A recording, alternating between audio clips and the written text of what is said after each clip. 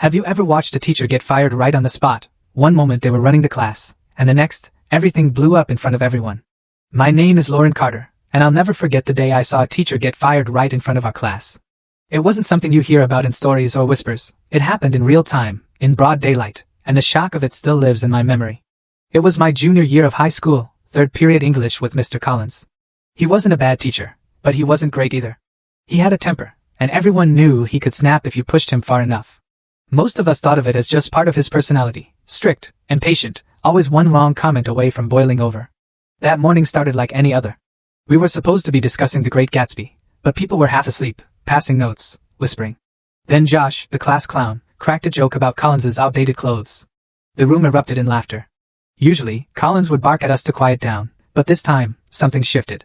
His face went red, and before we knew it, he slammed his book so hard the desks rattled. He started shouting, loud, raw words none of us had ever heard a teacher use before. He called Josh an ungrateful brat, then turned on the rest of us, accusing the entire class of being failures who'd never amount to anything. The air went silent. Nobody moved. Nobody breathed. Then he said something that crossed the line. He swore at us. Not just a slip, but a full-on tirade laced with profanity. That was it. The door swung open, and standing there was Mrs. Henderson, our vice principal. Somebody must have called the office from the hall. She walked in calm but firm, the kind of calm that makes the hair on your neck stand up.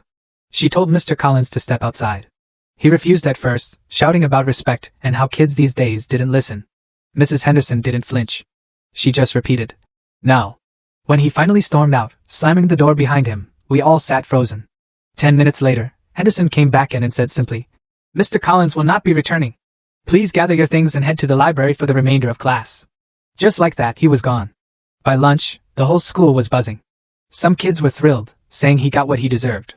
Others looked uneasy, like they'd just seen how fast an adult's life could crumble. I couldn't stop thinking about it. One minute, Collins was in control, our teacher, our authority. The next, his career ended in front of 30 teenagers who'd never forget it. It taught me something I didn't expect. Power isn't permanent.